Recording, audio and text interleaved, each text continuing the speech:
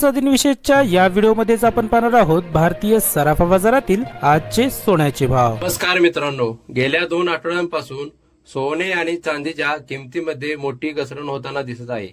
2 आठवड्यापूर्वी जी चांदी 2 लाखांना विकली जात होती ती आता 1.5 लाखांच्या जवळ आली आहे। तसेच सोने 2 आठवड्यापूर्वी 1,30,000 वर गेले होते, पण ते आता 1,20,000च्या आसपास पोहोचले आहे।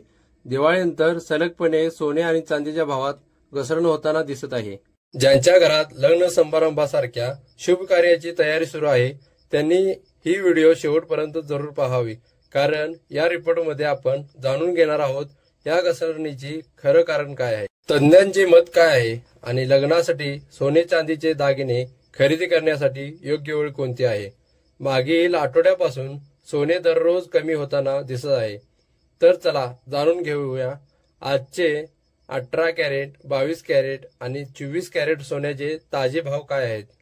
पण त्याआधी रोजच्या सोने चांदीचे अपडेट सर्वप्रथम जाणून घेण्यासाठी तुमचा विश्वासू युट्यूब चॅनल गोल्ड अपडेटला सबस्क्राईब करा आणि तुमच्या मित्रपरिवारासोबत शेअर करा। चला तर बघूया आजचे चांदीचे दर काय आहे।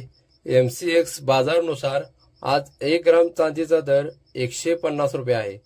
8 ग्राम चांदीचा भाव 1,200 रुपये आहे। 10 ग्राम चांदीचा भाव 1,500 रुपये आहे। 100 ग्राम चांदीचा भाव 15,000 रुपये आहे आणि 1 किलो चांदीचा भाव 1,50,000 रुपये इतका आहे। गेल्या 2 दिवसात किंचित वाढ झाली आहे।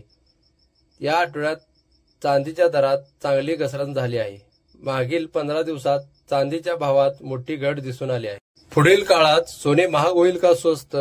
सध्या अमेरिका आणि व्हेनेझुएला यांच्यात पुन्हा तणाव वाढला आहे।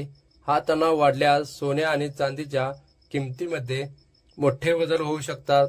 म्हणूनच प्रत्येक घसरणीनंतर थोडे थोडे सोने खरेदी करत राहा। फेडरल बँकेने व्याज दरात कपात केली असली तरी अध्यक्षांनी सांगितले की पुढील कपात तातडीने होणार नाही। त्यामुळे डॉलर मजबूत झाला आणि सोन्यात थोडी प्रॉफिट बुकिंग दिसली। मागील आठवड्यात सोन्यात 12% आणि चांदीत सुमारे 15% घसरण झाली आहे, पण ही घसरण तात्पुरती आहे कारण दीर्घकालीन ट्रेंड अजूनही बुलिश आहे। ट्रम्प आणि शी जिनपिंग यांची भेट सुमारे 1.5 तास चालली आणि परिणाम थोडा सकारात्मक राहिला। काही टॅरिफ कमी करण्यात आले आणि व्यापार संबंधामध्ये नरमी आली, त्यामुळे बाजारात थोडा आत्मविश्वास परतला, पण अनिश्चितता पूर्णपणे संपलेली नाही। म्हणूनच सोने अजूनही सुरक्षित गुंतवणुकीचा पर्याय आहे। शॉर्ट टर्मचा अंदाज काढला तर पुढील काही आठवड्यांत सोन्यात थोडी नरमी येऊ शकते, पण जागतिक अर्थव्यवस्था मंदावणे आणि सेंट्रल बँकांकडून होणारी सोने खरेदी हे दोन्ही घटक 2026 पर्यंत सोन्यासाठी मजबूत आधार देतील।